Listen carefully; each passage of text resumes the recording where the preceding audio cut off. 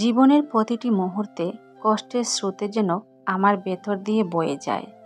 কাউকে বলতে পারি না, শুধু মনের গভীরে জমিয়ে রাখি সেই দুঃখগুলো। বন্ধুত্ব এমন একটা সিমেন্ট যা বিশ্বকে একত্রে ধরে রাখতে পারে। দোষটা আমারই। আমি 1 লাইন শুনি, 2 লাইন বেশি বুঝি, 3 লাইন কল্পনা করি, 4 লাইন স্বপ্নে দেখি, আর 5 লাইন কষ্ট পাই।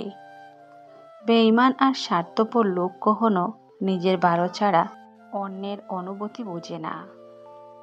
জীবনে 3 জনকে কখনো মাফ করতে নেই: যে ভালো না বেসে অভিনয় করে, যে বন্ধুত্বের সুযোগ নিয়ে বেঈমানি করে, যে বিশ্বাসের অমর্যাদা করে। বেঈমান কখনো অপরিচিত কেউ হয় না, খুব পরিচিত মানুষগুলোই বেঈমানি করে। তোমার অবহেলাগুলো যত্ন করে তুলে রাখলাম, একদিন আফসোস হিসেবে ফেরত দিব। জীবনে খারাপ সময়গুলো আসা ভীষণ দরকার, নইলে মুখোশ পরা বেঈমান মানুষগুলোকে চেনা যাবে না। তাদের থেকে দূরে থাকো, যারা তোমাকে ছোট করে, তোমাকে মিথ্যা বলে, তোমাকে ব্যবহার করে, তোমাকে অসম্মান করে।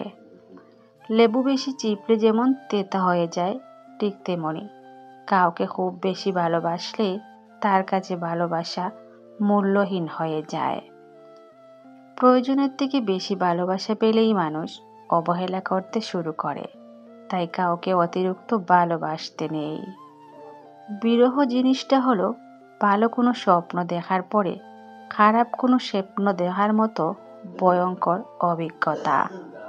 আমার হাসিটা সূর্যের মতো, দিন শেষে আর দেখা যায় না। মিথ্যা হাসি দিয়ে হয়তো উপরটা ঢেকে রাখা যায়, তবে ভিতরটা তিলে তিলে শেষ হয়ে যায়। তোমার প্রতি আমার কোনো অধিকার নেই, সেটা আমি বুঝতে পারিনি। পদে পদে বুঝিয়ে দেওয়ার জন্য ধন্যবাদ। সহ্য করতে করতে ধৈর্য হারিয়ে ফেলেছি, তবুও মনকে বুঝিয়ে চলেছি, আজ না হয় কাল সব ঠিক হয়ে যাবে। কষ্টটাকে বুঝতে দেই না, তাই সবাই ভাবে আমার কষ্ট হয় না। মানুষ বলে দুঃখ খারাপ, যখনই আসে কাঁদিয়ে যায়, কিন্তু আমি বলি দুঃখ ভালো, যখনই আসে কিছু শিখিয়ে যায়। একটা অপরিচিত মানুষ যখন আপন হয়, তখন মনে হয় সে মানুষটা রক্তের সাথে মিশে গেছে। আবার যখন সে ভুলে যায়, তখন মনে হয় অন্তরের গহীন থেকে হৃদয়টা ছিঁড়ে নিয়ে চলে গেছে। মা, তুমি ছাড়া কেউ বুঝলো না আমাকে। এখনো পর্যন্ত তুমি আমার বয়স শুনে বলে দাও আমার শরীর কেমন আছে না আছে। হয়তো আমি তোমাকে বলি না আমি ভালো আছি, কিন্তু তুমি ঠিক বুঝতে পেরে যাও। সরি মা, মিথ্যা কথা বলার জন্য।